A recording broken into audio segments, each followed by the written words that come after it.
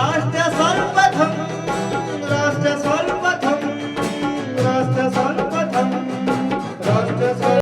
मध्य प्रदेश के उज्जैन जिले में राज्य स्तरीय रोजगार दिवस समारोह का आयोजन किया गया। इस अवसर पर मुख्यमंत्री शिवराज सिंह चौहान भी मौजूद रहे। इस दौरान सीएम शिवराज ने करोड़ों रुपए की योजनाओं का भूमि पूजन व लोकार्पण किया।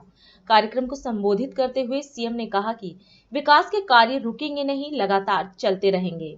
उन्होंने कहा कि पूरे मध्य प्रदेश में 15 MSME क्लस्टर का भूमि पूजन और लोकार्पण किया गया है। अब एक साथ 552 उद्योग लगने वाले हैं, जिससे 28,300 बच्चों को रोजगार मिलेगा।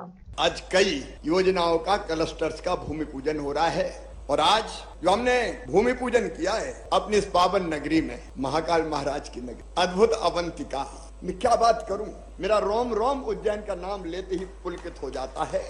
ये धर्म का, अध्यात्म का, साधना का, तपस्या का एक बड़ा केंद्र है, अद्भुत केंद्र। और इसलिए मैं जब भी यहाँ आता हूँ सदैव भक्ति भाव से आता हूँ और एक संकल्प और व्यक्त करता हूँ, महाकाल महाराज की कृपा बनी रहे, क्योंकि करने वाले वो हैं, हम निमित्त हैं। लेकिन निमित्त बन के भी मैं कह रहा हूँ विकास के काम लगातार होते रहेंगे, यहाँ रुकेंगे नहीं। आज ही 500 करोड़ से ज्यादा रुपए के हो रहे हैं। मैं महाकाल महाराज की कृपा जो हम पे बरसती है उसके आधार पर कह रहा हूं, हमारे पास पैसे की कोई कमी नहीं है, महाकाल महाराज की कृपा बरस। और इसलिए आज चाहे वो हमारा भक्त निवास का शिलान्यास का कार्यक्रम हो, फैसिलिटी सेंटर, कई तरह की सुविधाएं विकसित कर रहे हैं, लेकिन इसके साथ साथ कई लघु और कुटीर उद्योग अब मध्य प्रदेश की धरती पर बड़ी तेजी से आ रहे हैं। और हम प्लास्टिक क्लस्टर, नीवन बासा इंडस्ट्रियल क्लस्टर, अलग है ये, अलग अलग इंडस्ट्री के आ रही, मैं नाम लूंगा तो बहुत समय लग जाएगा। इन सब इंडस्ट्रीज में भी काम प्रारंभ होगा, उद्योग लगेंगे और बच्चों को उसका लाभ मिलेगा रोजगार के रूप में। पूरे राज्य में आज 15 MSME क्लस्टर का हमने भूमि पूजन और लोकार्पण किया है। 552 उद्योग इकट्ठे, आज 552 उद्योग लगने वाले हैं और 552 उद्योगों में छोटे ही उद्योग हैं। 28,300 बच्चों को रोजगार मिलेगा। ये रोजगार देने का भी कार्यक्रम है। और राज्य स्तर पे 1,708 इकाइयां जो बन गई है उनका लोकार्पण हुआ है और उसमें भी लगभग 16,375 बच्चों को रोजगार मिलेगा। 307 इकाइयों का राज्य स्तर पे भूमि पूजन है, उसमें भी 6,310 लोगों को रोजगार मिलेगा। उज्जैन में भी ये अध्यात्म का केंद्र तो है ही, लेकिन अब उद्योगों का केंद्र फिर उज्जैन बनने जा रहा है। एक के बाद एक अनेकों नए उद्योग महाकाल महाराज की कृपा से विक्रम उद्योगपुरी में और अन्य स्थानों पर लगातार चले आ रहे हैं। और देखो महाकाल महाराज की कृपा तो देखो, रोज 1.5 लाख भक्त आ रहे हैं, शनिवार और इतवार को 3 लाख हो जाते हैं। अकेले सावन पे 2.25 करोड़ लोग आए और महाकाल महाराज की पूजा करके गए।